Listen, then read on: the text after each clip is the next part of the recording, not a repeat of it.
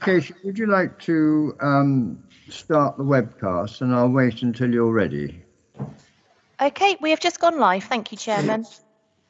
Well, thank you very much, everybody, and good morning to you out there in the virtual meeting of the Hampshire Pensions Fund Panel and Board. This meeting is, as you know, webcast on YouTube via the County Council website.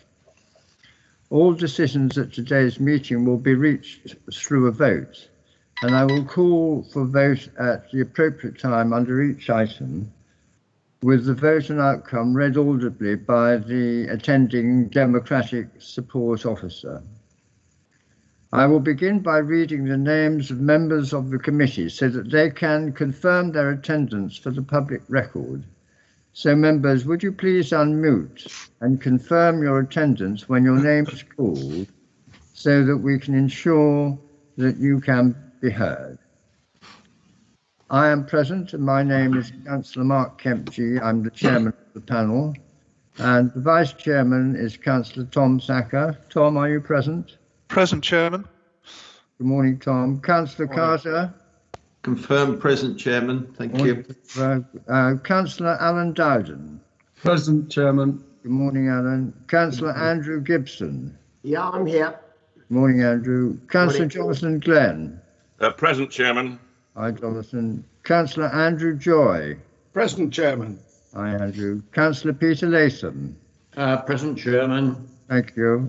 Councillor Bruce Tennant? Present, Chairman. Thank you, Bruce. Councillor Cal Corkery? Morning, everyone. I'm present. Good morning, Cal. Councillor Paul Taylor? Councillor Paul Taylor? Dr. Cliff Allen? Yes, present, Chairman. Good morning, Cliff. Ms. Liz Bartle? Present, Chairman. Ms. Lindsay Gowden? Present, Chairman. Good morning, Lindsay. Is Sarah Manchester attending as a observer today? Yes, I'm present, Chair. Hello, Sarah. Attending as an observer today. Yeah. Mr. Neil Wood? Present, Chairman. Good morning, Neil. Morning, Chair. And Caroline Dobson, our Special Independent Investment Advisor. Present, Chairman. Morning, Caroline. Thank you very much. That's a terrific turnout. Katie, I note that we're without Councillor Paul Taylor. If he joins, could you let me know? Yes, of course. Thank you. If we spot him. So, since we haven't had apologies for absence, we will be expecting him. And talking about apologies for absence, item 1 on the agenda is apologies for absence. And I believe, Katie, that no apologies have been received. No, that's right. Thank you very much indeed. Item 2 is declarations of interest. Can I remind members, if they have any declarations of interest for any item to be discussed today, they should either declare it now or at the time that the item is discussed. Thank you, members. Item 3 on the agenda is the Chairman, we have a hand up. Oh, we have a hand up. Thank you, Chair. Yeah, I thought I'd just take this opportunity to declare a personal interest in that I'm a member of a trade union, but I don't believe that it's a pecuniary or prejudicial interest that should prevent my involvement in the discussion on the relevant agenda item. Thank you very much indeed, Councillor Corcoran. That is noted and will be relevant particularly under item 11. Item 3, confirmation of the non-exempt minutes of our last meeting, members, which I'm just turning up, and that was the meeting held on Friday the 4th of December. And starting at page 5 of your agenda papers today, and page by page, if I may, page 5 and 6 and 7 and 8 and 9 and 10. Chairman, we have a hand up. Thank you. Councillor Latham. You're on mute, Councillor Latham.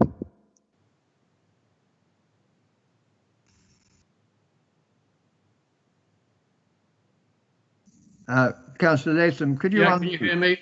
We can now. Sorry. Yes, sir. Okay, sorry. With regard to item 293, Yep. this may be me just being forgetful, but I do remember this item, and I do remember that the report, and I remember the report said that we agreed for 20,000 extra to be in the budget for next year for additional communication activity. I just don't remember us agreeing 20,000 for this financial year. Is it me being forgetful, or was it discussed? Because I can't remember. I'm sure you're not forgetful, Councillor Latham, but Carolyn Williamson, the Deputy Chief Executive, would you like to cover that point? Yes, just to clarify, and Councillor Latham, there was quite significant discussion about that point. And the proposal was to include it in the budget from 21-22 onwards.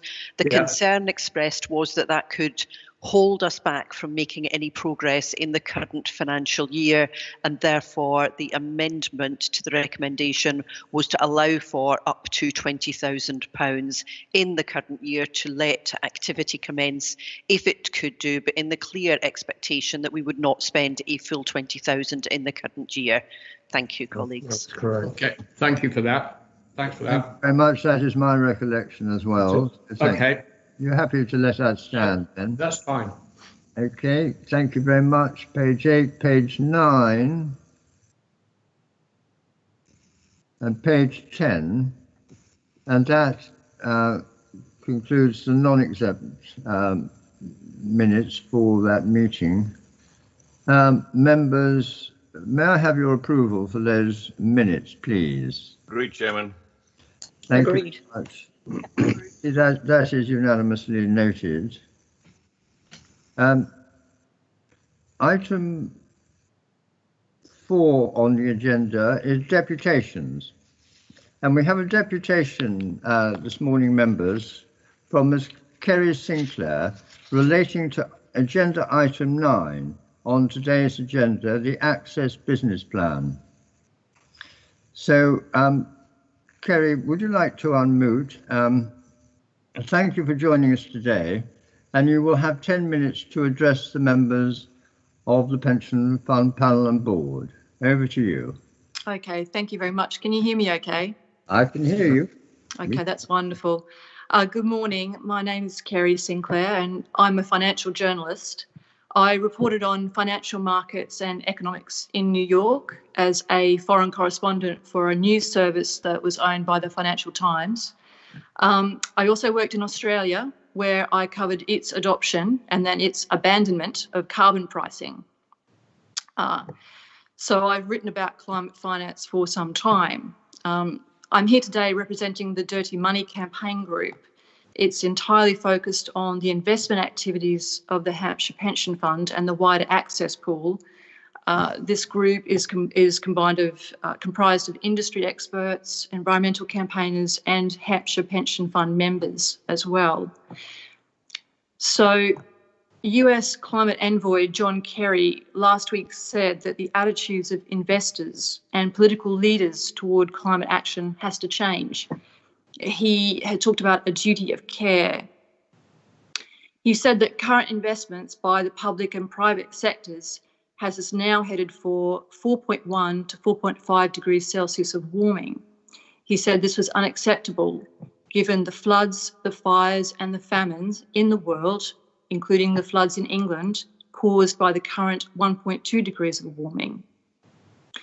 Mr. Kerry said that attitudes had to change to understand that a warlike enterprise was needed to rapidly decarbonise our energy, transport, building and our food systems. He said that President Biden is totally committed to leading such a global mobilisation. Mr. Kerry said that while we now need rapid cuts in greenhouse gas emissions, emissions are actually expected to rise this year unless there is a massive investment in a green industrial revolution. This is what Mr. Kerry said last week. He said, we can get there, but it will take a warlike enterprise. But he said, we have to get this done. And it reminded me of Winston Churchill, who said, of course, he said, there's no use saying that we are doing our best because you've got to do what's necessary. So the Hampshire County Council has declared a climate emergency. However, the Hampshire Pension Fund and the wider access pool is not being harnessed, we would humbly suggest, it is not being harnessed to fight this emergency with its full power. For example, your investment mandate is not designed to guard the 1.5 degrees Celsius Paris goal. So how can it? What can you do? How can you do, or how can we do what is necessary? Well, here is what you can do. The United Nations Secretary General Antonio Guterres last week called on investors, including pension funds of all sizes, to adopt specific plans to achieving those net zero carbon emission goals. Mr. Guterres said that the institutional investors, that includes pension funds, the insurance companies, etc., he said the institutional investors who are at the forefront of how to achieve real emission cuts in the economy through their investment decisions are those who are currently members of the UN-convened Net Zero Asset Owners Alliance. So the Alliance members, there are 33 of them. It includes the Church of England Pensions Board. It includes Aviva. They are aligning with the most ambitious decarbonisation pathways set by the Intergovernmental Panel on Climate Change. They are adopting intermediary emission reduction targets every 5 years, starting this year, in the first quarter of this year.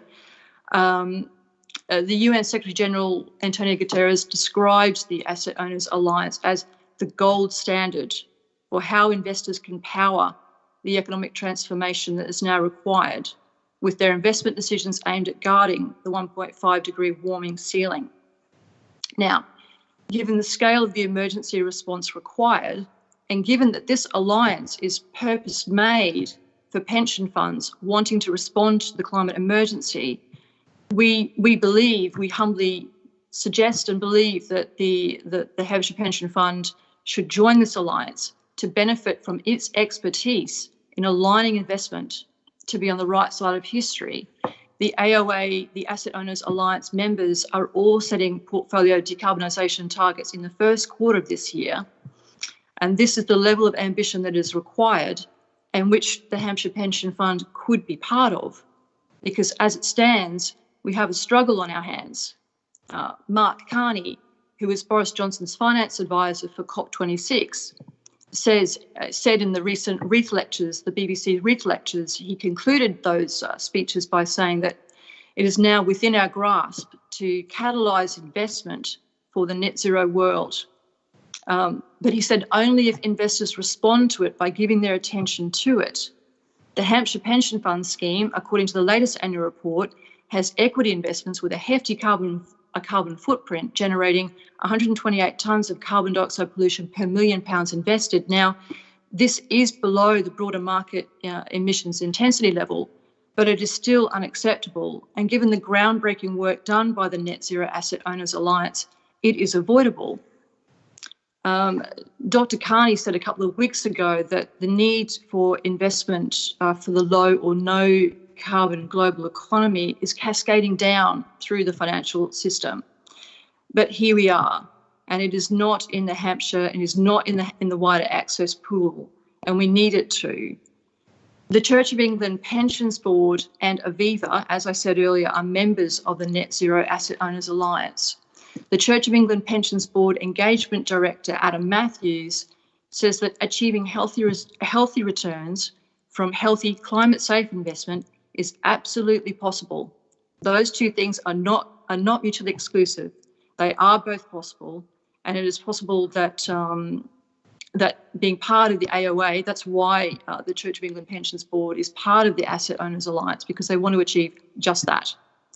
So we need to come together on this, because inertia and incumbency is a big problem, but it's a problem that can be overcome. We have opportunities within reach for a much healthier and richer place for us and our loved ones. So as a result, the Dirty Money campaign calls for the Hampshire Pension Fund to, one, produce a position statement on managing its portfolio to align with the Paris alignment of limiting the temperature increase to 1.5 degrees Celsius. Sorry, I lost my notes for a minute. 2, to create a strategy and a timetable for achieving this alignment. 3, to report in plain English and consult and be advised by its members on its investment principles.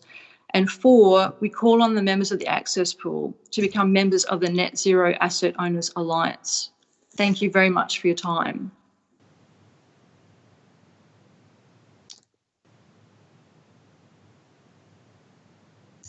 Microphone, Chairman. Thank you very much, Ms. Sinclair, for your deputation, which I'm sure all members have listened to carefully and noted carefully what you have said. So thank you very much for that. Chairman. Item 5 on the agenda is Chairman's announcements. I'm going to start actually by using a bit of leeway and asking Andy Lowe to comment on 1 or 2 developments I thought members might be interested in the administration section of the pension fund. Chairman, there is a hand up. Sorry, yes, Councillor Glenn. Thank you, Chairman. It was just a request. Is there any chance we can get a copy of the speech we've just heard? I don't know, Councillor Glenn.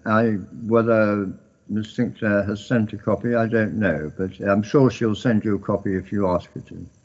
Maybe the other members would like to have one too, Chairman. Yes, if that could be widely circulated, I'd be very grateful. Very well. If all members would indicate in due course whether they'd like to receive a copy, then please do. To show a hand right now, Chairman. That might help you. Chairman, perhaps if you let Katie know, and Katie can make contact with the deputy, if that's helpful in moving forward. Thank you. Thanks for your advice, Councillor Glenn. If we now, can we move on to Chairman's announcements? And as I was saying, Andrew Lowe, I think, has some interesting news for us members, which I've asked him to tell us about on the admin side. Thank you, Chair, and good morning, members. Yeah, a positive update I'm able to give this morning, which is really good news. Over the last kind of 6-7 months, we've been in conversation with a number of other funds, and I'm really pleased to announce that 2 of those funds have asked Hampshire to provide their pension administration service going forward. So very similar to the arrangement we have in place with West Sussex, which you recall went live 2 years ago now.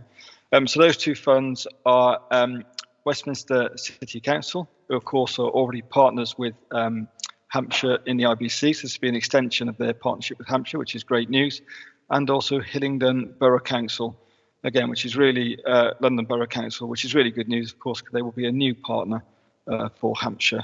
So those 2 new partnerships will go live later this year, Hillingdon towards the end of September and Westminster towards the end of October, November. Thank you, Chair. Well done, Andrew. It's a terrific piece of news, and I think very good news for all your staff and team. So please send our congratulations. I will do.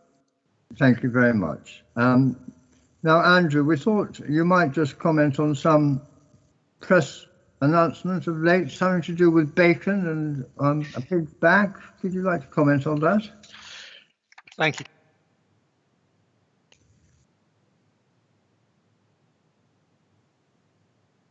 Andrew, we've lost you. Apologies for that, Councillor Kempty. Sorry. Yes, I'm just going to highlight a piece of good news members may have seen in the press for the Hampshire Pension Fund, which was the floating of Moonpig on the London Stock Exchange. Moonpig is an online greeting company for those that may not be familiar with it. It was held as a part of a co-investment in Aberdeen Standard's private equity portfolio. Let's say the company recently went public. Hampshire has sold to Aberdeen a proportion of its holding and made a very positive return, which was quite rightly reported last week. Aberdeen are due to report to the panel and board in March, so I'm sure they'll be able to provide a few more details and specifics then. But it's worth noting some good investment news now. Thank you very much, Andrew. We thought that might interest you members. Now, members, I'm sure there's been a lot of online activity in terms of training and knowledge gathering. Does any member wish to report on something of interest to the rest of us? And I'm looking for hands up.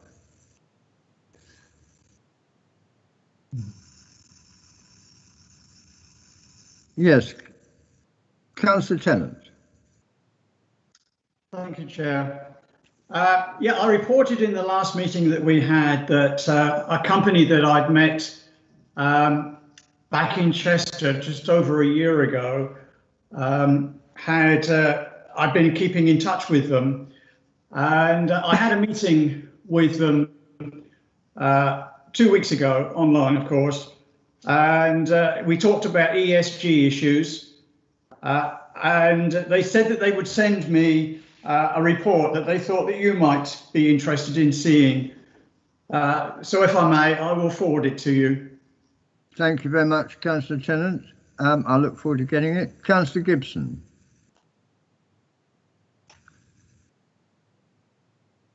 Councillor Gibson, are you muted?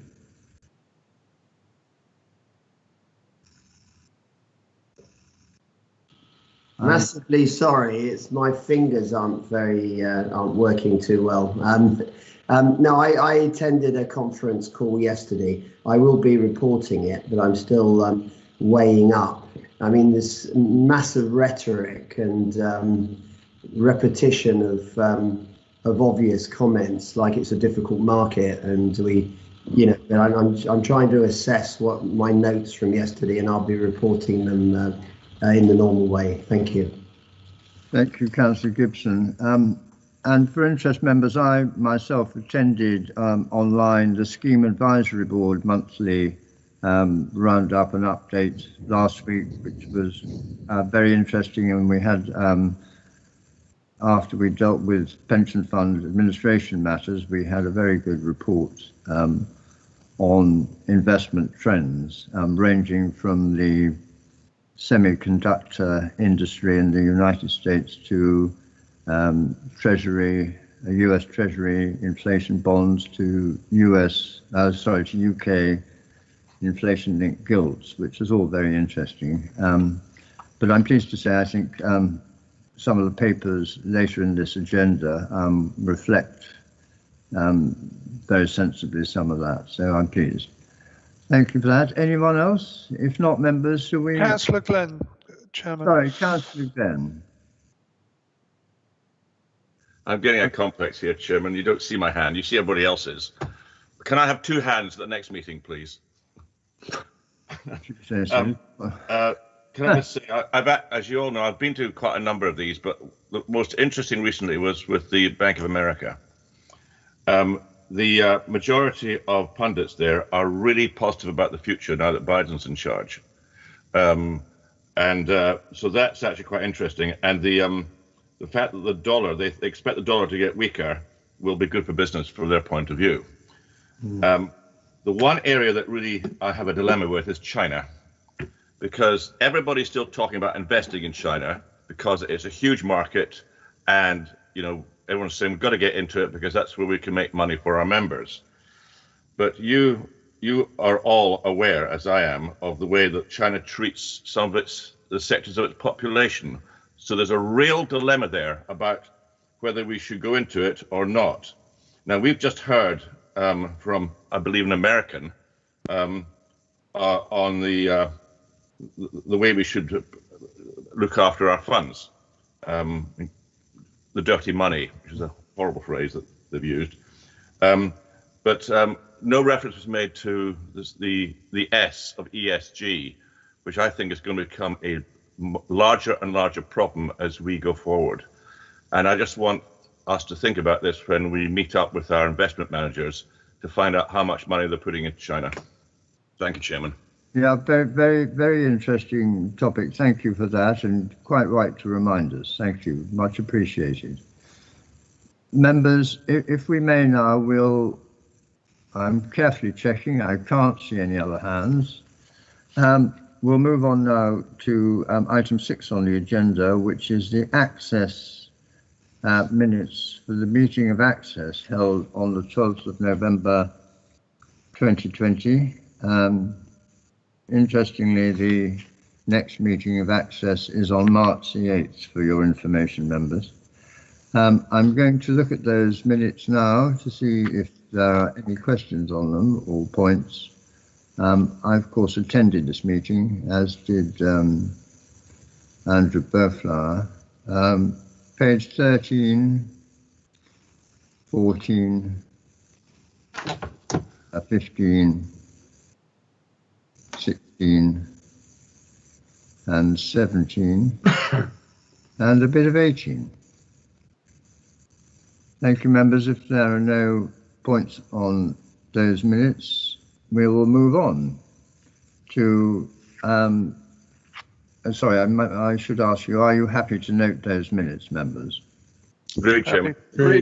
Thank you very much indeed. One of the highlights of the last 10 days, I think you'll agree, was our training schedule, our training half day with internal audit. And of course, it's not quite coincidental that here we have at item 7 our internal audit progress report. And members, you are all now acknowledged experts in this area, so you will lap this up like a kitten comes to milk. And who's going to present this report for us? Could it be Anthony Harvey? Chairman, before you go on there, Chairman, I didn't miss that training because I actually listened to it all on YouTube later. I was due to go, but at the last minute I had a phone call to go to Winchester quickly to have some cortisone injections where there's been a cancellation. So that's why I didn't turn up at that meeting. Well, but I did watch it on YouTube, and it was very interesting indeed. Well, thank you for letting us know. Without inquiring too much into your medical background, Councillor Dowden, can I venture to hope that you've had another type of injection as well, apart from cortisone? Yes, I have, Chairman. I've had that as well. Well, congratulations as well. You must be feeling somewhat like a pincushion then. Well, you know, I inject numerous times every day, Chairman. Indeed I do, and always mindful of that, Alan. Members, yes.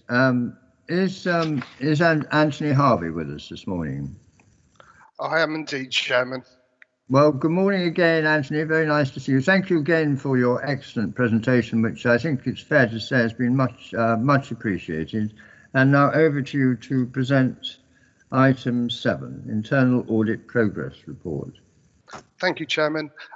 So just a brief progress update to confirm where we are in terms of delivering the 2021 internal audit plan. If I can ask you just to turn to page 26 of your agenda pack, just to highlight a slight change. SIP earlier on last year released a paper which looked to standardise internal audit and indeed external audit opinions across the sector. It looked to see what opinions people were using and the definitions of those opinions to look to get some standardisation across the sector. Now, of course, we've adopted the recommended principles to keep our audit work in line with best practice principles. The main change to highlight is there is some subtle changing in and around the definitions, but the main change is that previously we used the terminologies of substantial opinion, adequate assurance, limited assurance or no assurance. We've now adopted the new terminologies, which is substantial and reasonable, which is going to be the new change. So if you're comparing to previous years moving forward, you will notice that slight change, but the definitions are broadly the same, so it's not a huge implication there. So just moving on to page 27, this confirms our performance for the year up to the end of January. So in terms of delivering the audit plan up to draft report stage, 50% of the work had been issued up to sort of final report stage, and there were 2 pieces of work that were still in progress. I'm able to verbally confirm that a report's gone out this morning, so it now puts us up to 75% at least to draft report stage, and we're fully on track to be able to deliver all of our work by the end of the year. The other change on the performance dashboard on page 27 also reflects the outcomes of our recent external assessment that was completed by the Institute of Internal Auditors back in September. It's a requirement under the public sector standards that we're independently externally assessed every 5 years. We were previously assessed back in 2015 by the IAA, and we commissioned them again to complete the work. And we're pleased to report that we are fully compliant with all 64 fundamental principles of the International Professional Practices Framework, and we're also fully compliant with the additional 118 points of recommended practice, and also the additional points under the local government application note.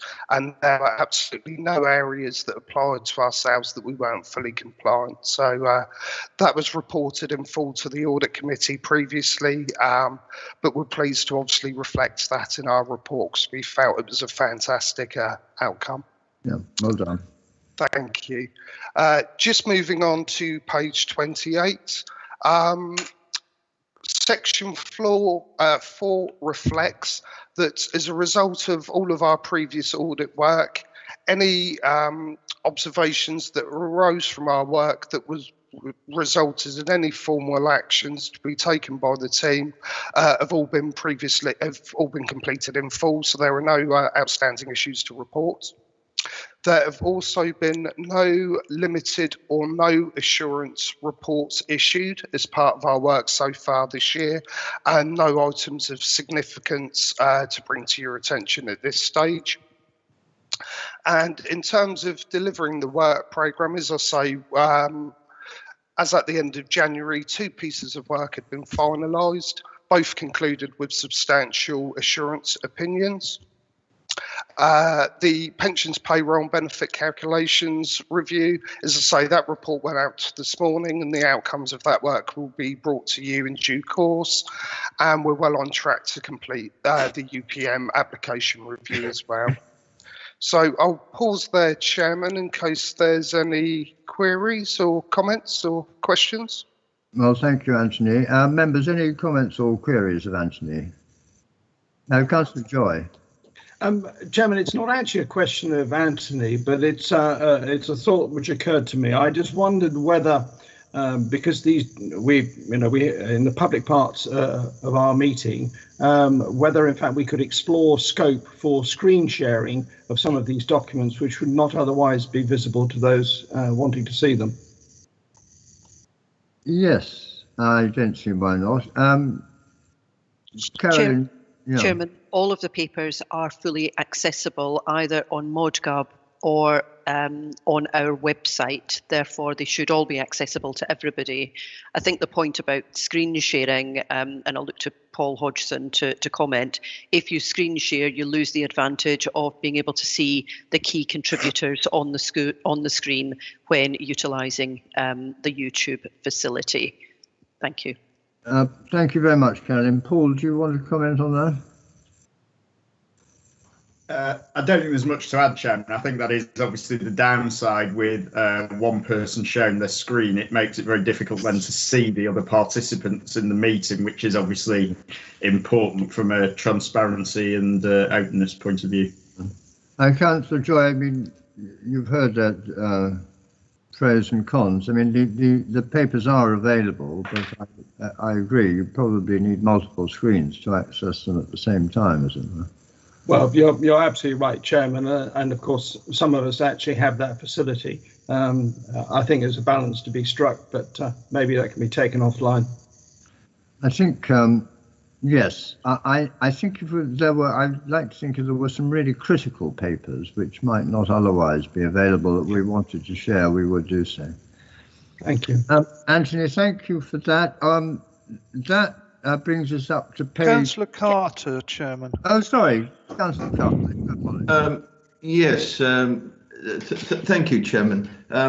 Well, first of all, referring to that previous question, since we've gone into this virtual scenario, I've always operated on 2 screens. So I'm speaking to you on the hybrid, but I have the agenda on iPad and via ModGov. Although I appreciate not every member of this panel probably has ModGov. So the point is well made. I think there is an issue going forward, and obviously it's much easier for all of us that have got two devices. But the point, Chairman, I wanted to make was I attended that training session. I think it was just last week. It was very recently, and I thought it was excellent. It really was good, and it was really so good to know that the internal audit had passed their own inspection with flying colours. Now, I'm chairman of Hampshire Fire and Rescue Authority, and Councillor Glenn is also a member of our board.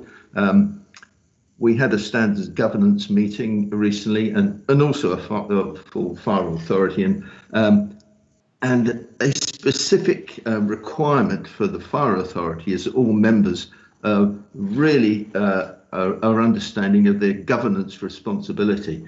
So I was able to report to the fire authority the value of the training we had at the pension board, and indicate that, in my opinion, all members of the fire authority should have similar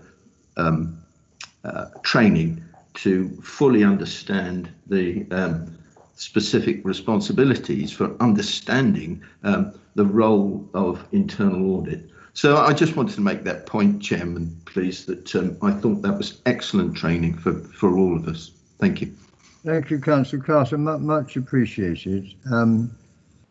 Just for information, members, because I was absolutely of the same mind as Councillor Carter, I've made a request of officers that details of internal audit should be included in the induction pack for new members following the May elections.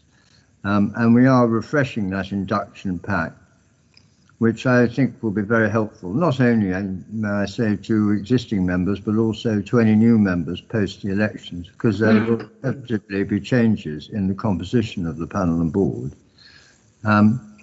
So I think that's a big plus. So Anthony, your work is getting better known and better appreciated, and I think we're getting to terms with it much more and what you do, and realise how important the work is. Now, do you want to move on, Anthony, or shall we have we dealt with item 7? Just got Councillor Glenn, Chairman. Oh, sorry, Councillor Glenn, there's 2 hands again. Oh, well, I'm using 2 now, Chairman. Unless I missed something, I would recommend this goes to a members' briefing. Maybe Andrew Joy would be interested in taking that up. Chairman, I've already made a note of that, and thank you, Councillor Glenn. Okay, well, I'll take my 2 hands down now. Thank you. Thank you, Councillor Glenn. Anthony, just to come back to you, we have, as you know, in your name 2 agenda items this morning, internal audit progress report and the audit plan. Is there anything you need to add to the internal audit progress update? No, nothing further, Chairman, on the progress update.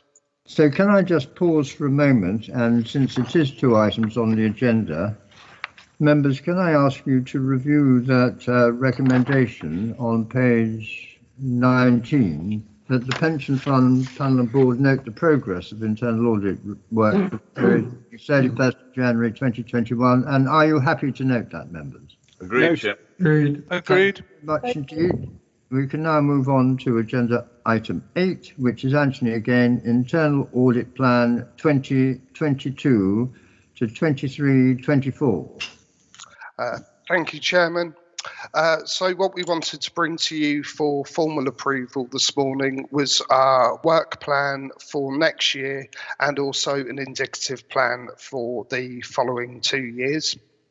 The reason we give you a 3-year plan is what we want to do is hopefully give the obviously the members the opportunity to look at and comment on our work programme, and also to give you the assurance that there's all aspects of both the administration and the investment side that we would cover over the 3-year cycle.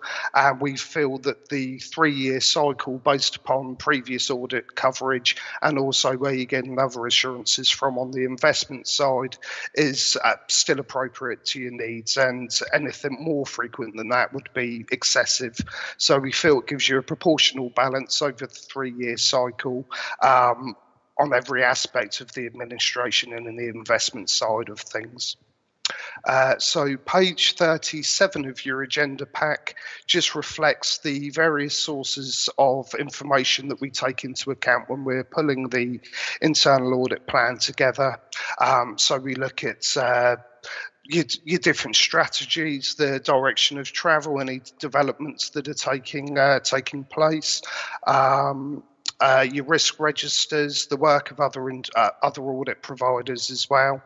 And we also consult with Andrew Lois and Andrew Bowflower, and also with Carolyn and yourselves as well, to take all of those influences into account when we're pulling together the plan, which is shown for you on pages 38 through to 39 of your agenda pack. So there are 4 areas that we're proposing to cover in detail next year.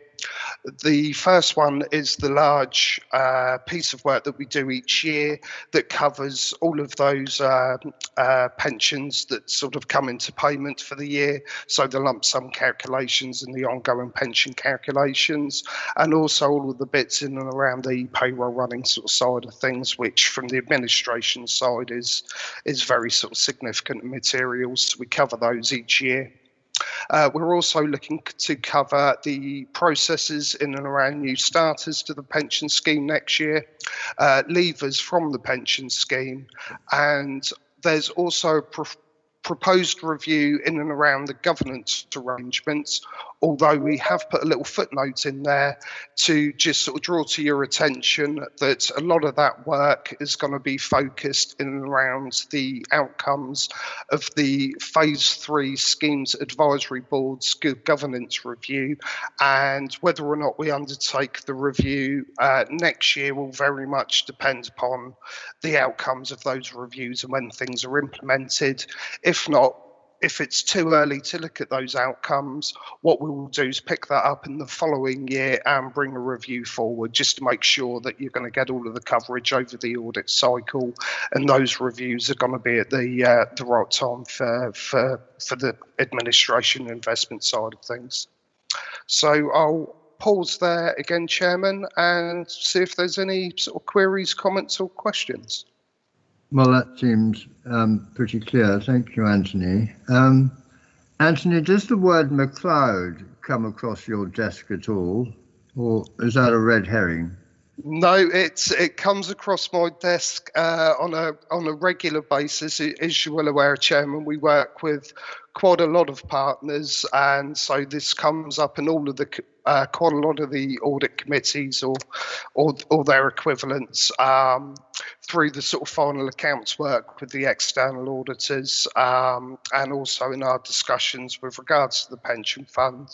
The implications of the McLeod has been fully discussed with Andrew Lois and Andy when we pulled the plan together, and we're satisfied from an administration and an audit perspective that all of the controls are in place to make sure that anyone which has an implication from the McLeod judgment will be picked up as part of their business as usual work, and also as part of our regular audit activities. So from our perspective, that will be covered, but it's not going to be additional work that we need to focus on, especially it's going to be picked up in all of our sort of business as usual type work, but it will be covered.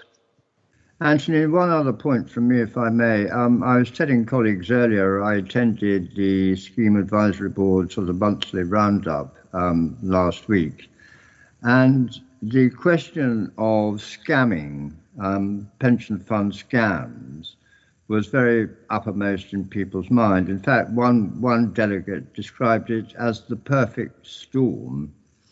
I'm not saying that this is primarily your responsibility, but I know that Hampshire has reason to be extremely careful about liability with people transferring out into personal pensions or SIPs out of our defined benefit scheme. Again, has this come across your desk in terms of keeping an eagle eye out for controls and how we protect pensioners from scamming of this nature? It does indeed, and that was one of the audits that we covered in full detail last year, and we were able to give substantial assurance in that area that from the pension fund administration's perspective, that all reasonable controls as far as possible have been put in place to prevent those sort of scams and to draw to the individual members' attention if they are looking to transfer their money of all of the risks commensurate with transferring their funds out, and that all relevant information, and we were able to confirm this with substantial assurance, that all reasonable steps are taken to alert the individual member of the potential scams. So from our perspective, we didn't feel that anything further could be done other than what was already being done to make the members aware of those potential risks and those scams. Well, thank you for that reassurance. Councillor Glenn and then Councillor Gibson. Councillor Glenn. That's been a very interesting conversation, Chairman. My question is, do we have the authority to contact the receiving company? And I'm talking about the company that's receiving our DB money, which is going into a private pension. From my experience, compliance with most, let's say, insurance companies is very, very strong. In fact, it got so strong during my professional period that many of the agents weren't actually allowed to be involved in the transfer of any pensions, especially from final salary schemes. In fact, we were told not to actually touch any final salary schemes, even if the client wanted the transfer, for the simple reason that the next generation might make the complaint. Sorry, you. No, you've got a further point. So do we have the authority to make contact with the receiving schemes to warn them what's going on? What I was going to say is I just wondered, this is going slightly off piece. I mean, my question to Anthony, well, I don't mind that, Councillor Glenn, I hasten to add, but because it is such an important area, but my question to Anthony Harvey was really on the process from his internal audit point of view. I think your question is possibly, Carolyn, with your permission, more directed towards Andrew Lowe, is it not? That was exactly the point I was going to make. We've moved off of internal audit. We're now on to questions around pension procedure. So Andy Lowe will be happy to take that question, Chairman. Right. I will allow Councillor Glenn, because I think this is such a vital point, actually. Yes, Andrew Lowe. Yeah, thank you, Chair. I will double check, Councillor Glenn. I don't believe we contact the company themselves. So what we do is undertake a full check of the company credentials and whether they're on the relevant registers, etc. So they're a bona fide and legal entity, that there are no red flags and no risks. So that's the approach we take. I don't believe we talk to the company themselves, though, but we do certainly look at the credentials of the company and make any observations with the member. Okay, ever vigilant here. Councillor Gibson. Yeah, I just wanted to make the point that during COVID, the biggest growth industry is scamming, and I've been on a number of calls, policing calls recently, and I mean it's just horrendous. I don't know about the rest of you, but I receive calls continuously about Amazon transactions, which I know are bogus, and lots of other calls trying to get details. They seem quite coherent your national insurance payments aren't up to scratch. You haven't paid your tax, and some of them are quite credible. And the point I'm really trying to make is that nobody seems to do anything until there are some victims. I mean, I don't know how easy it would be to get information from people and to influence moves of their pensions without their knowledge, or with their knowledge, but under a criminal pretext. Is there any way we could just warn our members just to only accept correspondence in writing, for example, from Hampshire County Council? I don't know, but it'd be quite good to, if we know that there are scams going around, that we actually forewarn our members. Well, we acknowledge we're very firmly in the front line. Carolyn, did you want to comment on that? Again, Andy Lowe can come in. As Anthony said, we are very strong and robust on our controls around that matter, but Andrew can give the detailed answer on that question. Yeah, not too much to add, actually. So certainly with transfers around pensions, we issue all the relevant documentation around scams. There's a whole plethora of information that we're actually required to give to members as part of that process. So we definitely do that in every single case. And we've also had a number of cases where we've gone back and forth a number of times with the individual just to check final time they understand what they're doing, and that the risk is there. So we go through a very, very rigorous process with transfers. Thank you. Councillor Joy. Thank you, Chairman. I think in the context of this particular issue, I suspect we already have a close working relationship with trading standards, but if not, then I think trading standards as a branch of county is something where we can have a very constructive discussion and a plan going forward. Thank you very much indeed. Members, I think I know this is a very interesting subject, but Councillor Dowden, just one quick one then, if I may, from you. Yes, thank you, Chairman. Councillor Joy just brought in, to be fair, trading standards they're very good indeed, and they do notify all councillors when there are certain scams taking place. And what I do as a county councillor, I notify my parish councils within my division, and to put it on their websites and also in their parish magazines, and that does keep people a little bit more alerted. Absolutely. I as I say, it's a very much ongoing work in progress to be ever vigilant to help protect our members here. So thank you for that, and all noted. Anthony, I think that more or less concludes item 8, unless you've got anything to add. No, nothing further to add, Chairman. Just thank you for the opportunity to speak to you all again this morning.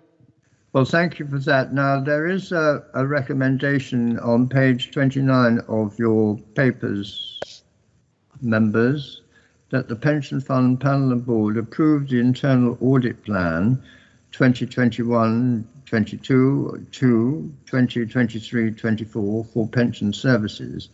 And I'm going to ask Democratic Services to conduct an electronic poll, members, so finger on the buzzers, hopefully. Thank you, Chairman. And just to make you aware as well, Councillor Paul Taylor has now joined us at the meeting. Welcome, Councillor Taylor. Okay, I'll just launch the poll now. It should pop up in the centre of your screen, but if not, it will be in the chat on the right-hand side. And those for, press for. Those against, press against, etc. And don't forget to submit your vote. That was very quick. I've got 4, Katie, in favour, 100%. Excellent. None against and no abstentions. Thank you very much indeed, members. I declare that recommendation is carried. And thank you again, Anthony, and your team for all you do. And look forward to seeing you next time. Thank you, Chairman. Good morning, members. Good morning to you. Good morning. Item 9 on the agenda is the Access Business Plan. and that's contained on pages 41 to 52 of your pack, members. This is item 9. And Andrew Burflower is going to introduce the Access Business Plan for 21-22. Thank you, Councillor Kempchey. So as part of the normal business planning cycle, Access presents a business plan, and this was approved by the Joint Committee at their last meeting and recommended to the underlying 11 partner funds.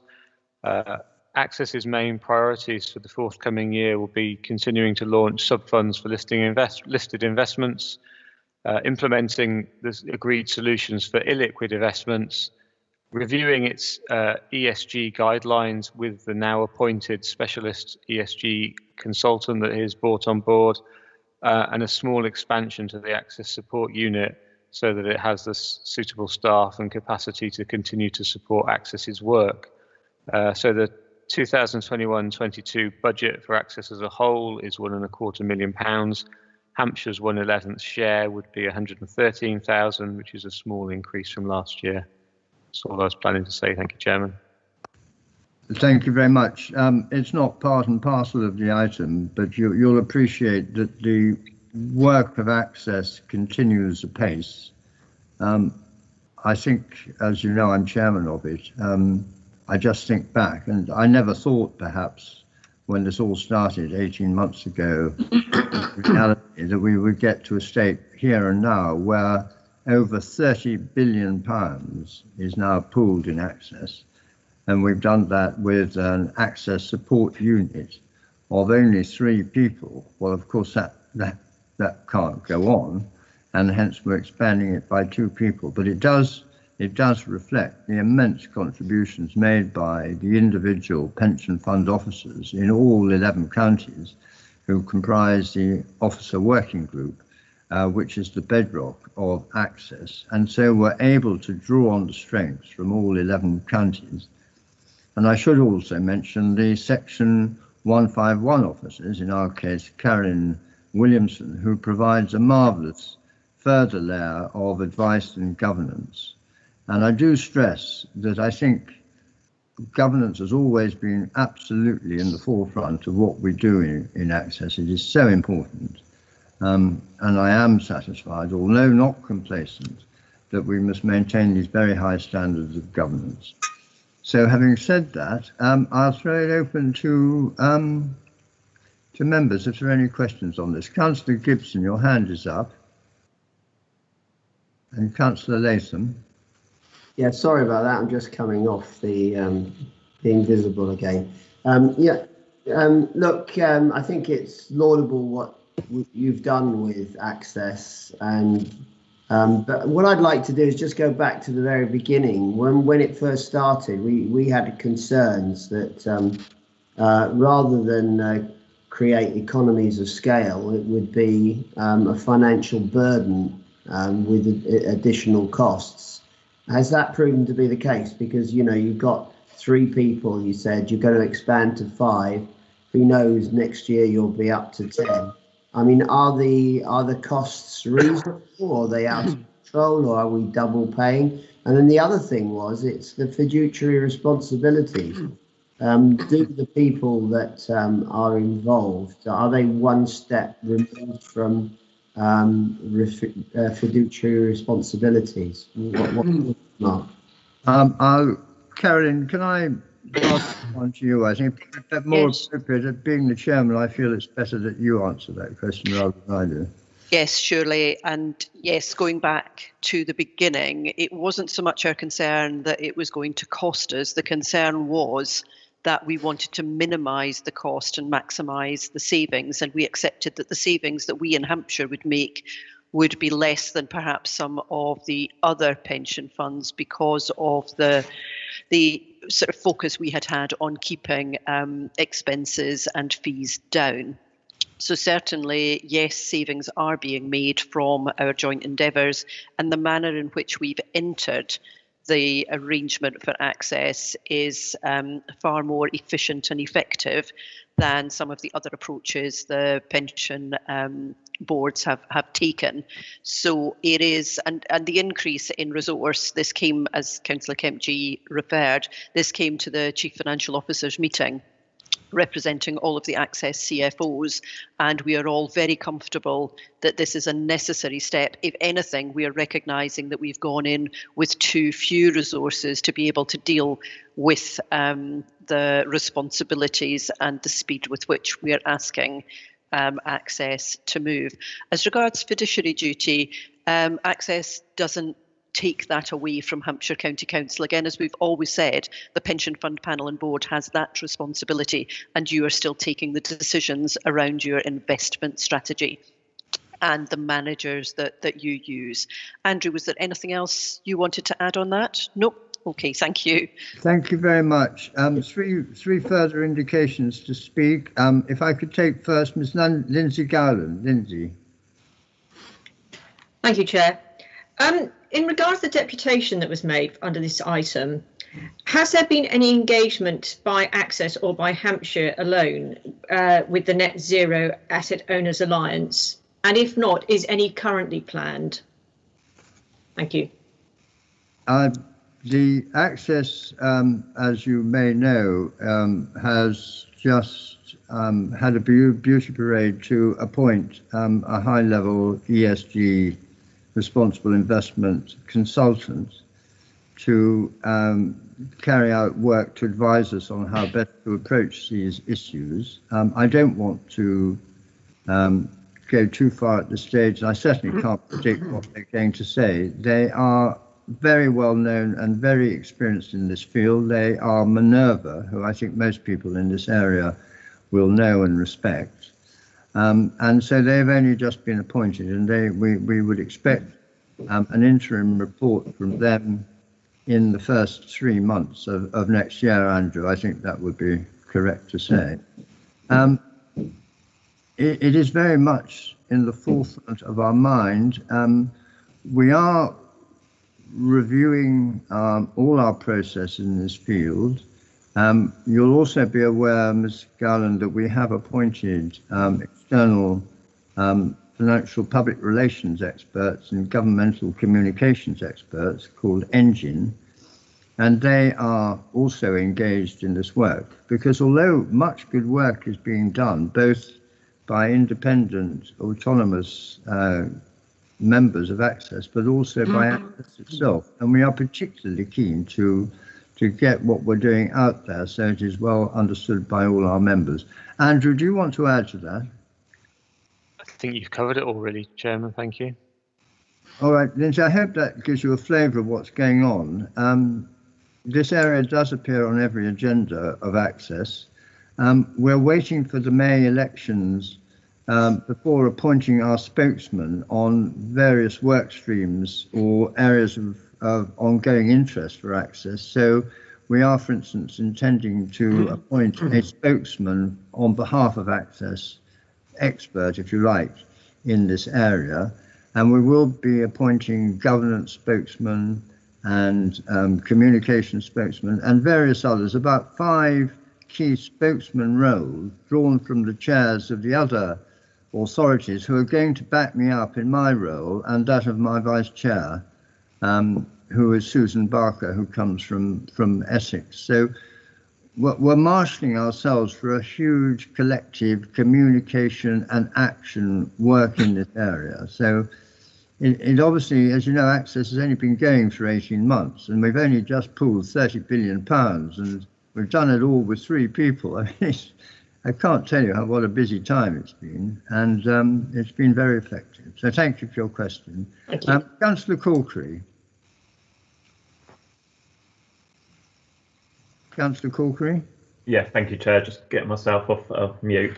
Thank you for introducing the report, Andrew, and also I want to start by thanking Kerry Sinclair and the Dirty Money Group for the deputation.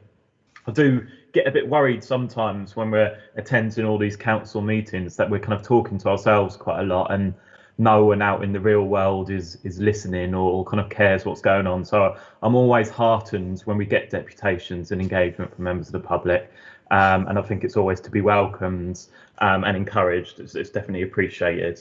by us councillors, just kind of for the record, for anyone watching in. I think that the points that were made were very convincing, and personally, kind of the climate crisis is always at the top of the agenda of the priorities of things I think we need to be looking at, and I know that that's also the same for Portsmouth City Council, who I'm here representing. We've declared a climate emergency.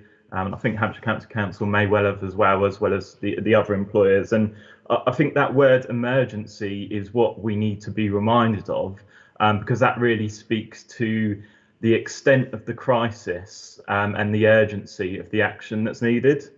So I just wanted to pick up on a couple of points. I think Lindsay actually raised the first point I was going to make about the Net Zero Climate Alliance. And I take the answer that's been given, but just I guess to kind of repeat and emphasise that if there is work that's being done by other pension funds around this, and they're kind of pooling resources and working together, then I certainly think that's something we should be looking at getting involved in as well. And also there was a second request or suggestion made in the deputation with regards to a position paper on Paris alignment, limiting global warming to an additional 1.5 degrees. So I just wanted to raise that as a query if it's something that we can do. Thank you for that. As I said, it'll certainly be in the mix for Minerva to look at the way forward. I mean, Councillor Corkery, you've got a wise head on your shoulders. You will know that this is a complex area for us, not because of the subject matter, although that is a complex issue as well. It's how you organise 11 autonomous county councils to move at the same pace in the same direction, espousing the same principles and causes. All of us accept that climate change plays a major part now in investment decisions, and good decisions will involve good decisions on climate change. We're absolutely committed to the mantra. There's no doubt about that. We don't have to be persuaded of it. It's the methodology and the way that we do it in the most appropriate way, protecting our other fiduciary duties in terms of investment returns for our members. So that's what it's all about. We have got the message. It's just taking a little bit of time to organise these vast banks of money to get it moving in the right direction at a pace that is accepted by all 11 members. So that's what we're about. Councillor Latham, you were next, and then Councillor Dowden. Thank you, Chairman. I don't want to spend a lot of time on this. Andrew, going to the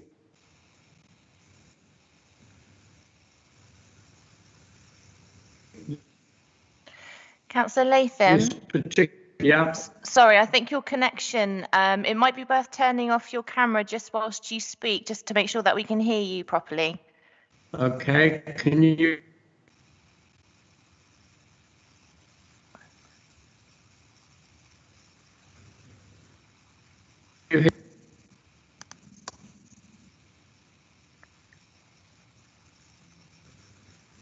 I think, Katie, we've lost Pro Tem, we've lost Councillor Latham. Yeah, I think he's muted at the moment. Chairman, I think he muted at the same time as he turned his camera off. Well, let's go to Councillor Dowden and we'll wait for Councillor Latham to return. He's back. Go on then, Councillor Latham. Can you hear us? With regard to item paragraph 7, it says, and relating to buying in illiquid investments, what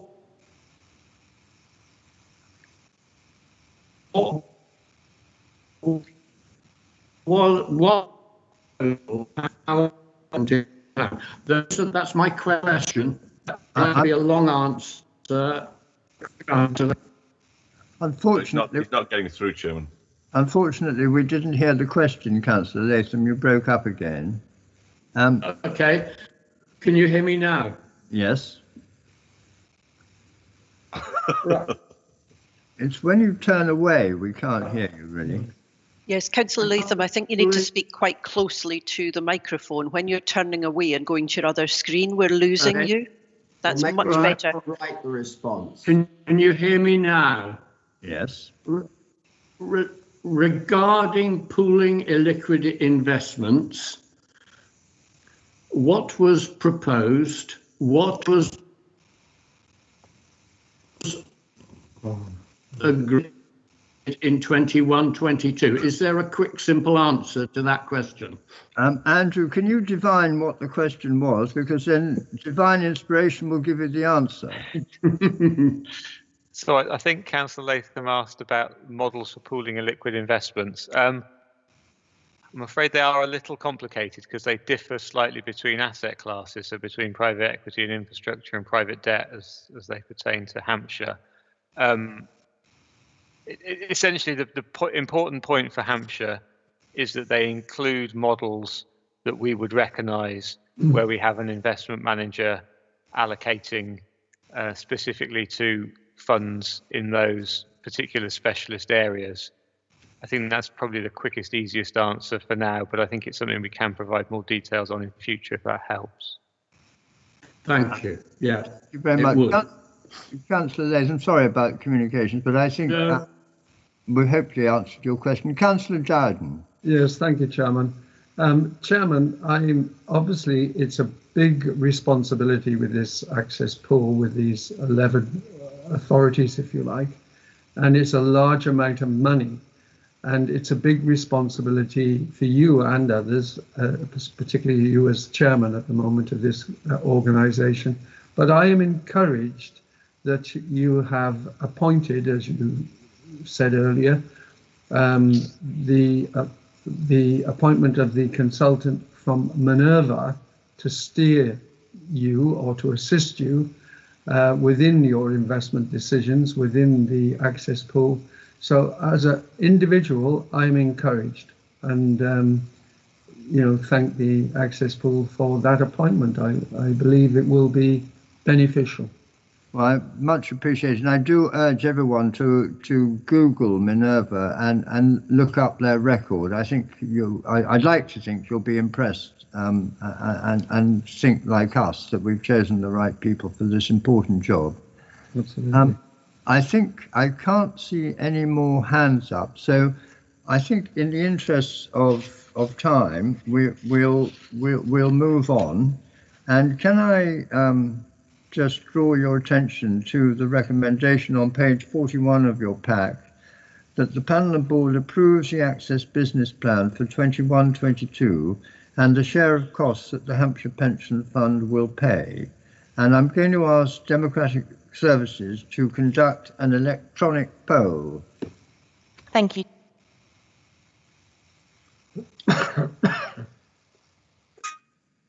Right, thank you, Katie. I'm voting now and submitting. Thank you very much. Well done, members. That's incredibly efficient and quick. Thank you. All 11 votes in favour, so none against and no abstentions. 11 in favour, which I think is unanimous. Thank you very much indeed, and we can say goodbye to that poll for the moment and move on to item 10, which is the Responsible Investment Subcommittee Terms of Reference Resubstitutes, pages 53 to 58 of your agenda pack. And I'm going to ask Andrew Beauflower to introduce this paper. Thank you, Councillor Kempji. Very briefly, this picks up on, I think, feelings at the subcommittee and this panel and board that the subcommittee would benefit from substitutes, and that is indeed what's being recommended. And to ensure continuity, it's recommended that where possible, those substitutes are drawn from previous members who served on the subcommittee before they rotated off. One final addition to that recommendation, that unlike the panel and board, it's recommended that substitutes don't attend meetings of observers. As observers, they only attend when they're formally being asked to substitute. And this ensures that any decisions at the subcommittee aren't seen as predetermined if they arrive at the panel and board as recommendations, because they'll have only been debated by a minority of members, and also that the subcommittee remains a small group for full and thorough discussion, so that any recommendations that do get to the panel and board are well considered and formed, so that it's efficient for the panel and board in seeing well thought out conclusions. Thank you. Thank you, Andrew. We'll send out, assuming that these recommendations are carried, I think the paper explains how sensible this idea is. We'll send out a short memorandum just going over who the substitutes will be. You'll appreciate that we have to bear in mind the fact that the political parties must substitute for each other, and that each section of our membership and employers must substitute for each other as well. It will fall into place quite easily, and I personally feel everyone will be satisfied by this. And we are calling on first for substitutes in respect of the current year, those who were on the subcommittee prior to this year and were revolved off, if I may say so. As you know, we have a revolving system.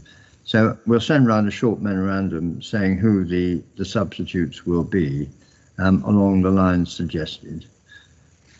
Any points, are you happy to recommend this, members? I see one hand up, Mr. Wood and Dr. Bartle. Mr. Wood, you were first. Thank you, Chairman. It's only a quick and fairly minor point. On the report, it says the meetings will be held twice a year at the County Council offices in Winchester. Assuming that does extend to the meetings as we're having today.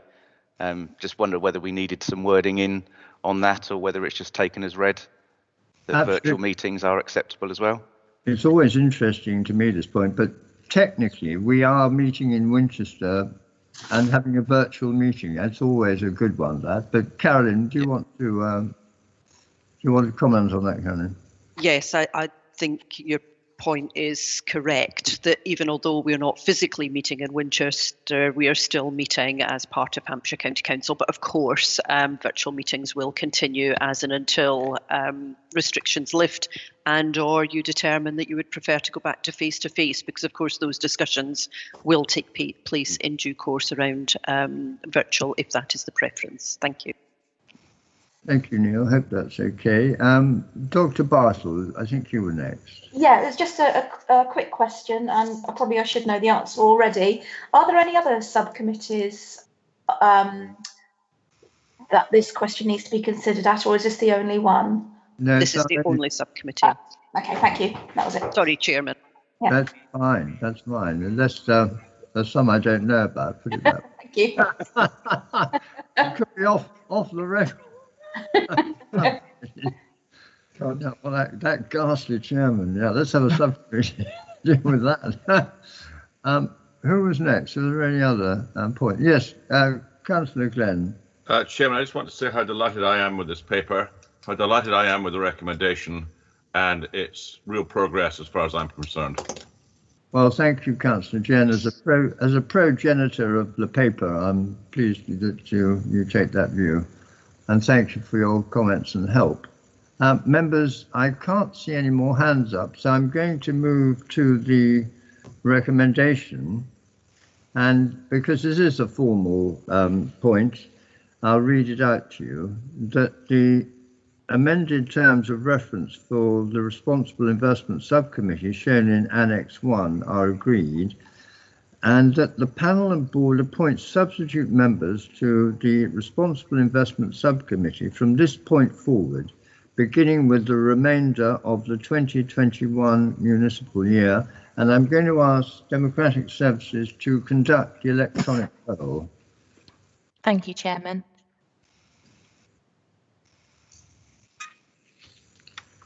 Right, members, would you like to vote and submit?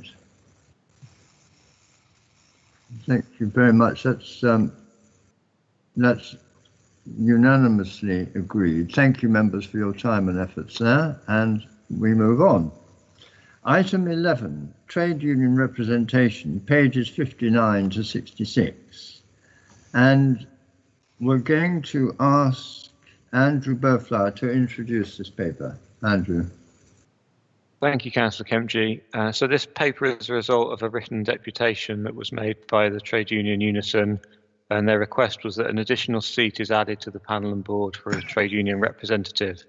Their basis being that this would be of benefit for the panel and board in improving representation, governance and communication, and the full text of their request is appended to the paper. This request is not supported by the Deputy Chief Executive, who is recommending that the current composition of the panel and board is maintained, and I'll briefly run through some of the reasons why. On communications, the pension fund aims to communicate directly with all its scheme members, and indeed the panel and board touched upon this morning that additional budget has been added so that the pension fund can do that more effectively going forward. The fund's communication material is available for all scheme members, and therefore if the trade unions wish to use that in their own communications, they're able to. So it's currently unclear to officers what a trade union representative would add to the pension fund's communication at this point. Just as a reminder, the pension fund panel and board comprises 9 administering authority representatives, 3 employer representatives and 3 scheme member representatives. And that composition was carefully considered when Hampshire made its successful case to the Secretary of State for a joint panel and board. If we were to add a scheme member representation for a trade union, we'd also have to add a corresponding additional employer representative to maintain the parity for a panel and board. And to do so would require revisiting and asking again for approval from the Secretary of State.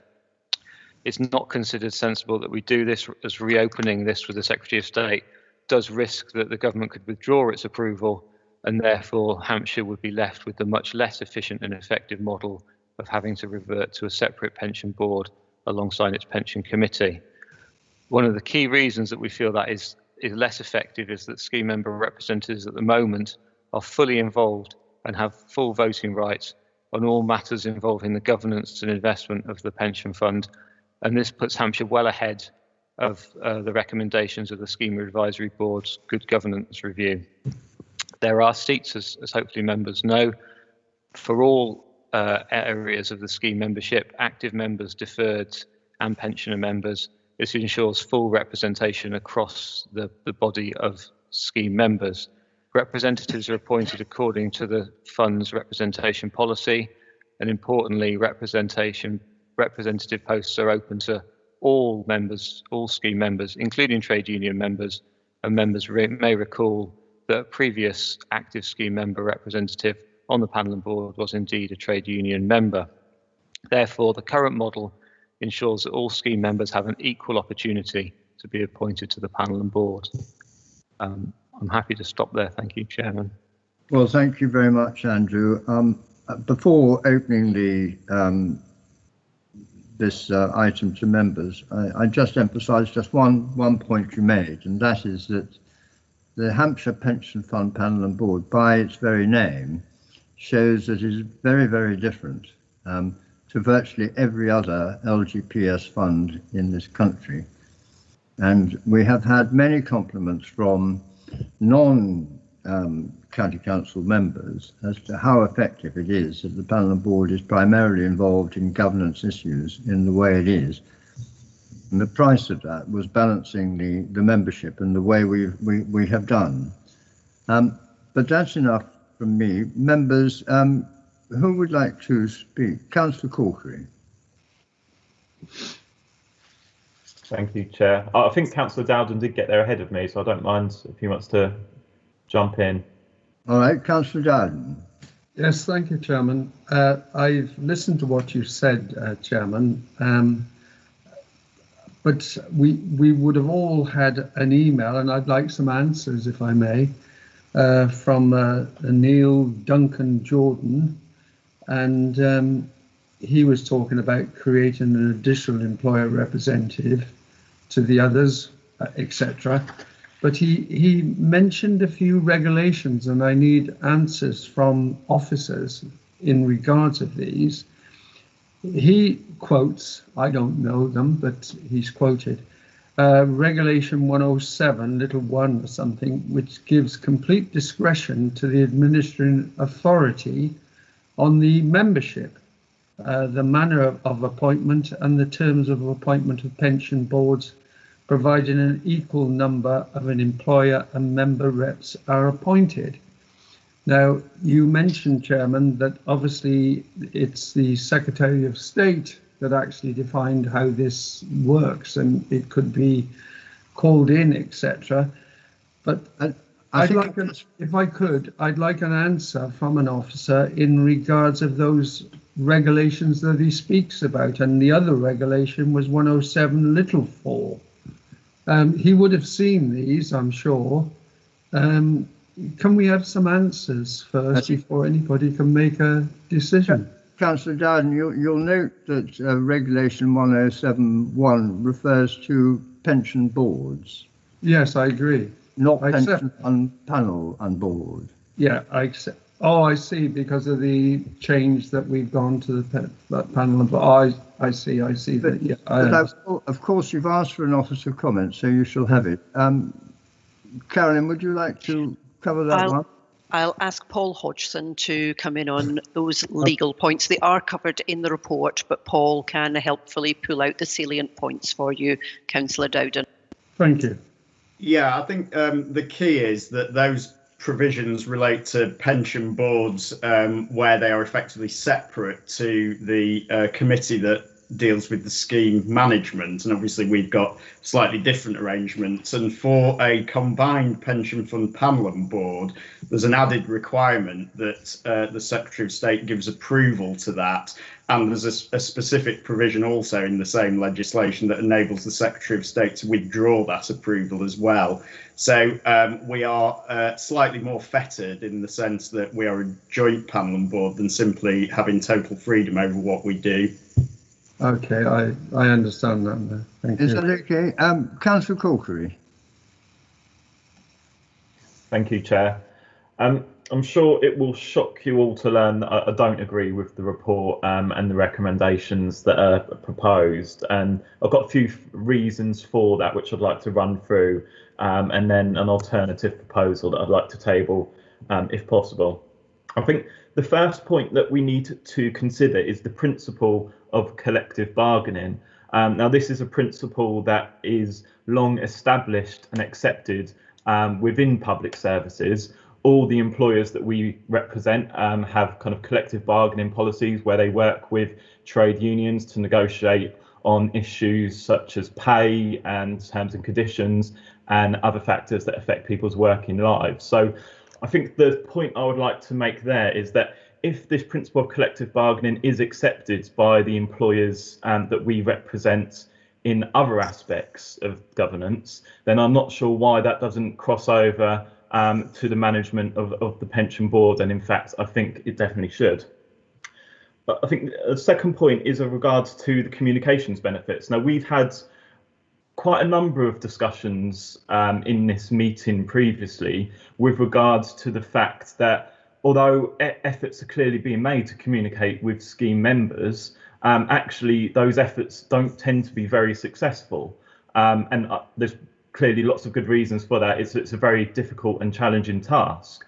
However, one of the things that trade unions do tend to be good at is communicating with and actually actively engaging their membership. So I think this is a really good opportunity for us to try and take advantage of that access that trade unions have to scheme members in order to engage people in how the board is being run and how people's money is being spent. I think it's also worth noting that actually there is a significantly high level of trade union membership within the public sector. The figures that I could find for the public sector more generally in 2019, according to the Labour Force survey, was 44%. And I know that's certainly reflected in the authority that I represent. So this is a really significant level of representation. Clearly, it's not everyone, but I mean, 44% of what? I think it's 170,000 scheme members. It is a lot of people and a big pool there that we can try and use to engage in how the board is being run. Also, I think there's a further opportunity in terms of making use of union resources. The trade unions, and I think it's not just Unison actually this request has come from, this is a collective request I understand from the local government trade unions, Unison, Unite and GMB, These are big multi-million pound organisations that have a lot of resources at their disposal. They have officers who are employed solely to deal with pension issues. They have reps in most workplaces that have good engagement at the kind of real grassroots front line of delivery of public services and the people that work in them. I think these are resources and opportunities that I would like to see the panel on board try and take advantage of. And clearly one way of doing that is by allowing for a specific trade union representation on the committee. There's lots of discussion within the report about the Secretary of State approval and whether or not they would sanction a revised structure. I guess the question I would raise is why wouldn't they, when this is actually commonplace in lots of other boards? I think the deputation makes reference to the fact that most access fund boards have trade union reps. So it does seem to me that Hampshire is somewhat of an outlier in not allocating specific places for the trade unions. And I think that's perhaps another reason why we might be inclined to fall in line with the standards and allocate a place for that reason. Just a last point before I conclude is regards to equalities. So there is an equalities impact assessment referenced within the report. And so if you bear with me, I'm just going to scroll to the right page so I can quote from it. The equalities impact assessment kind of lays out some of the text from the equality duty. And if you look at the last bullet point of that section, it talks about having due regard to encouraging persons sharing a relevant protected characteristic to participate in public life or any other activity of which such participation is disproportionately low. Now, I think that is particularly relevant to the work of this board. And I think the trade unions could play a significant role in improving and addressing that. Once again, one of the things the trade unions are very strong on, kind of almost by nature of their work, is equalities. I know that all the trade unions that have written to us have specific sections, reps, and kind of processes for supporting and encouraging in the involvement of, for example, women or BAME members or disabled members. And I think that is once again a kind of really important aspect that we should be working with them on to ensure that people that fall into those protected characteristic groups are enabled and actually empowered to be involved in some way or another in the work of this board and how their pensions are being managed. So in conclusion, as you may have taken from that, I don't accept that the current setup is the most efficient and effective, and I think it would be improved by having a specific place allocated for trade union representation. So if I'm able to, Chair, I'm not quite sure if I am, but I'm going to suggest it anyway, is that I do have a proposal that we delete paragraph 4, the part of the recommendations that doesn't agree with allocating a space to the trade unions. And I do have a form of words that may be useful as an alternative, and that would be that the panel and board agrees that the request for a trade union representative would improve the effectiveness of the panel and board, and requests that permission is sought from the Secretary of State for a revised structure that includes a trade union representative. Okay, thank you very much. Paul, I think, Carolyn, with your permission, I'll ask Paul to give us a view on whether we can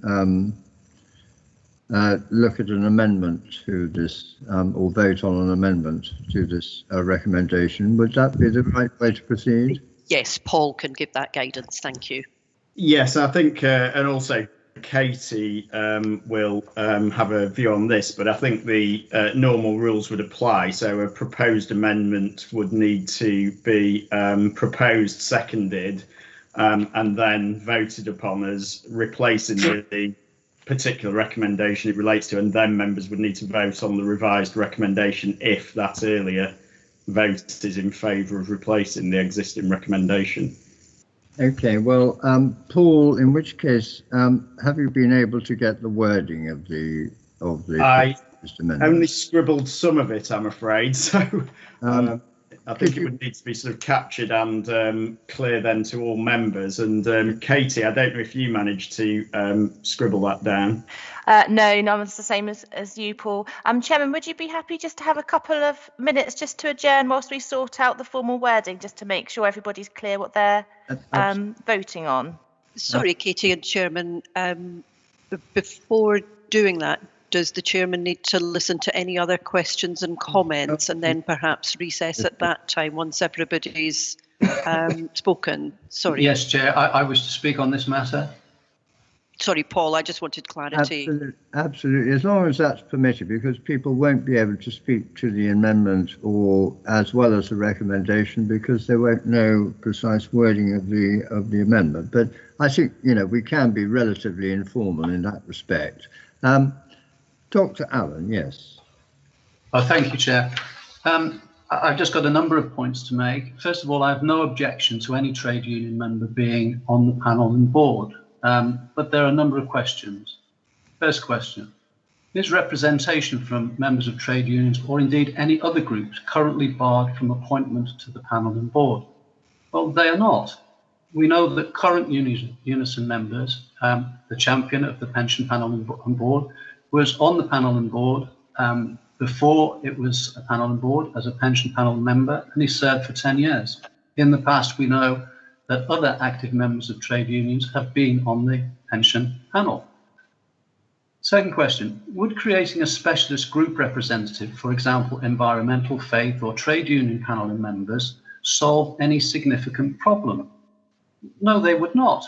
Our open recruitment process for qualifying candidates onto the panel and board does not discriminate for any active member of groups like environmental, faith or trade union. Rather than solve a significant problem, it may well actually open a can of worms for us. For example, if another powerful group were to add a recruitment process from within its membership, that member would have 2 opportunities at being appointed onto the panel and board. A non-member, and now they represent, as we know, 56% of the workforce, would have only 1 opportunity, and we may create problems of equality, equipoise, and conflict of interest. Third question, is the current membership of the panel and board failing in representation or ability to fulfill its responsibilities? Well, no, it is not. Panel and board is an innovative concept considered by the Secretary of State.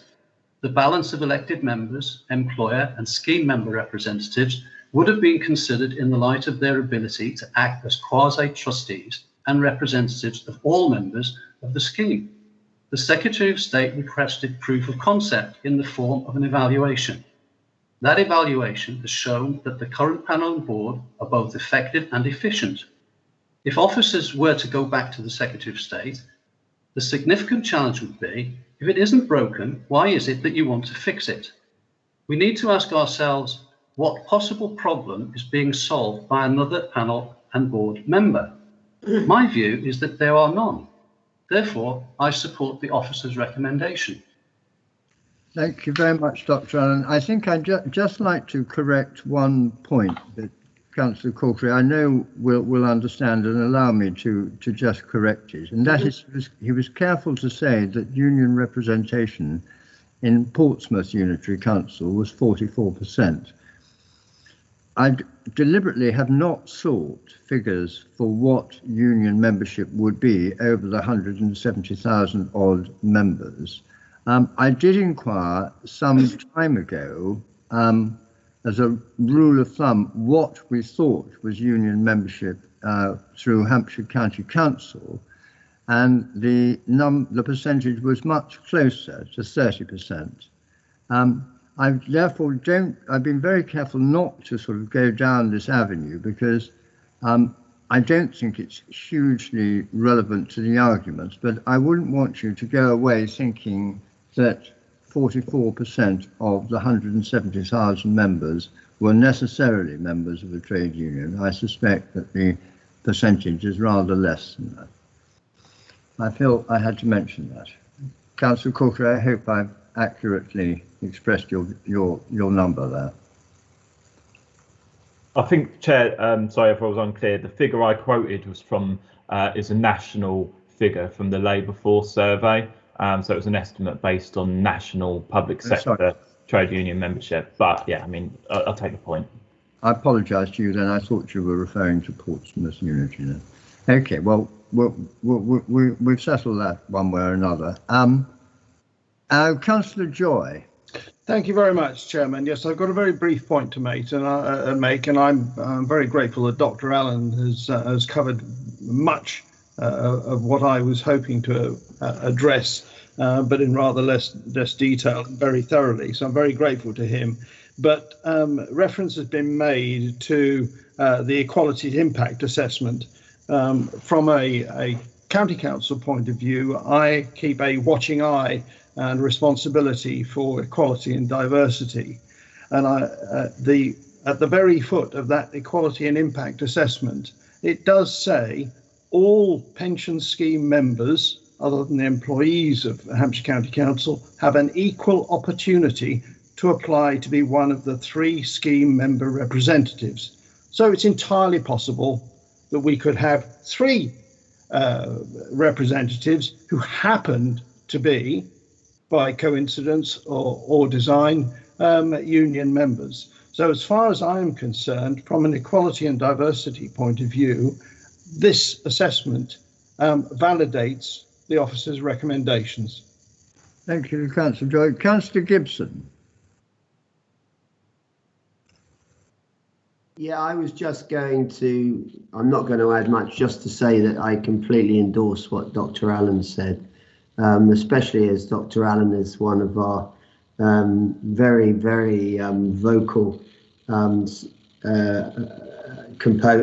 supporters of ESG and making sure that our green credentials are maintained very highly. That's all I've got to say. Thank you very much. Councillor Glenn. Thank you, Chairman.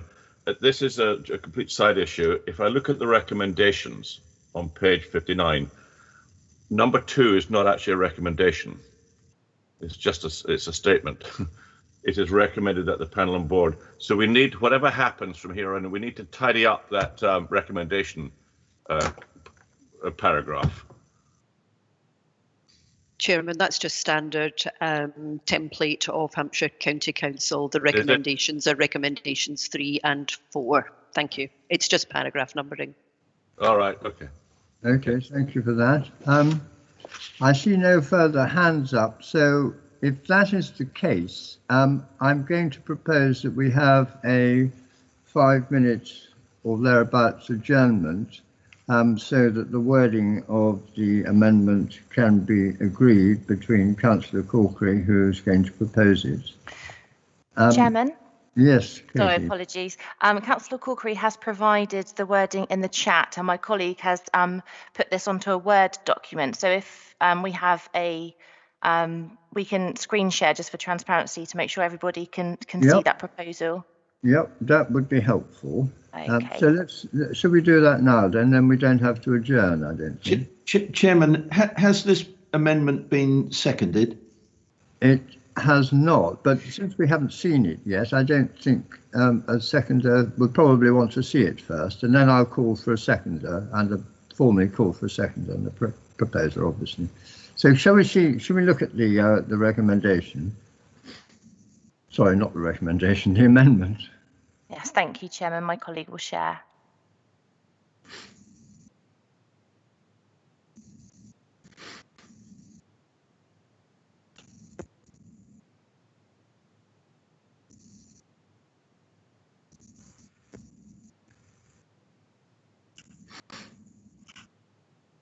Nothing that I can see as yes. Apologies, Council. I'm just trying to get it up now for you now. Okay. No worries.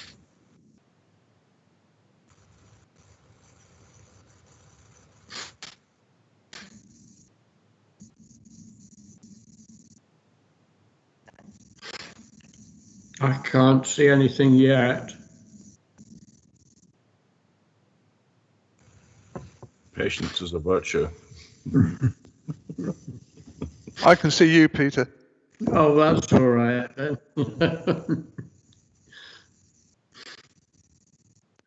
Peter, if you have any connection problems in future, if you look at the top of your screen, you can see 3 little dots where it says more actions.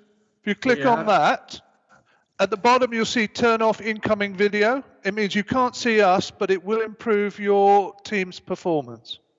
Well, I can see the three dots. I've pressed the three dots and that doesn't give me what you're saying. Right down at the bottom, does it not say turn off incoming video? The drop down.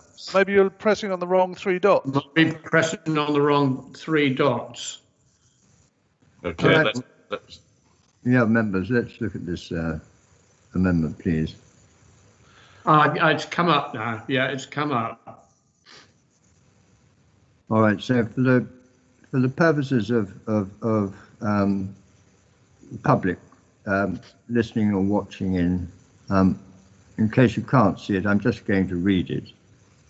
The proposal is for an amendment to delete section 4 and replace it with as follows. Agrees that the request for a trade union representative would improve the effectiveness of the panel and board, and requests that permission is sought from the Secretary of State for a revised structure that includes trade union representation. And that is proposed by Councillor Cal Corkery. Now, members, we now need a seconder for that. Is who would be prepared or who would like to second that amendment? Chair, I'm happy to second that. Sorry, that is. It's Liz Bartle. Liz Bartle. So that is seconded by Dr. Liz Bartle,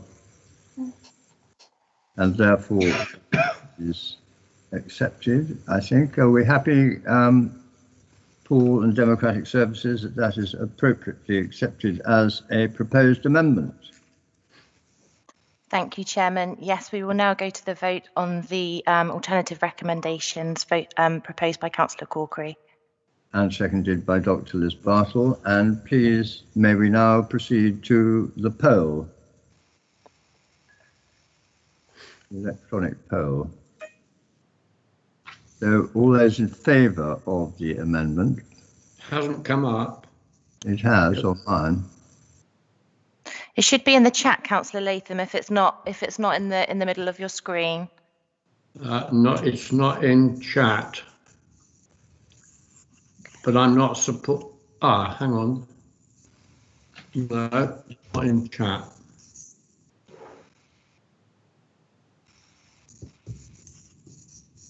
Just to confirm, Chairman, at the moment we have a majority voting against the new recommendations. No, the amendment. It's against the amendment, isn't it? Yes. Yeah. Yes. Sorry. Yes. Yeah. All right, members, I have 75% against the amendment and 25 for the amendment and no abstention.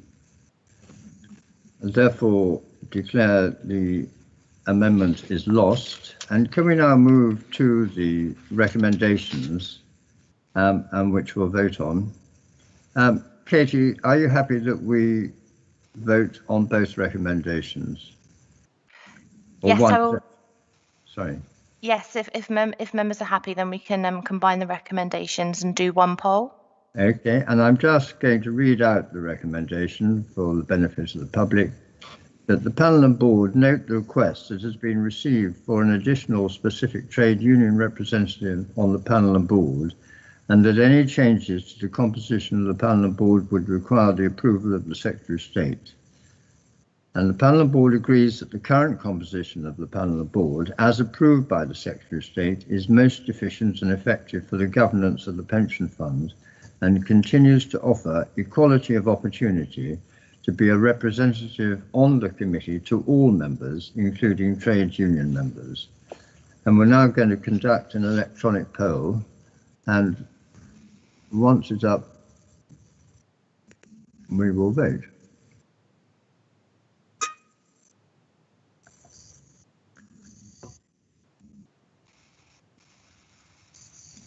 Chairman, it's not coming up, but I support the recommendations. Yes, I'm in the same position, Chair, that it's not coming up, but I support the recommendations. Okay, well, thank you for that. I have 10 votes recorded, plus those two, Katie, and I have as follows for.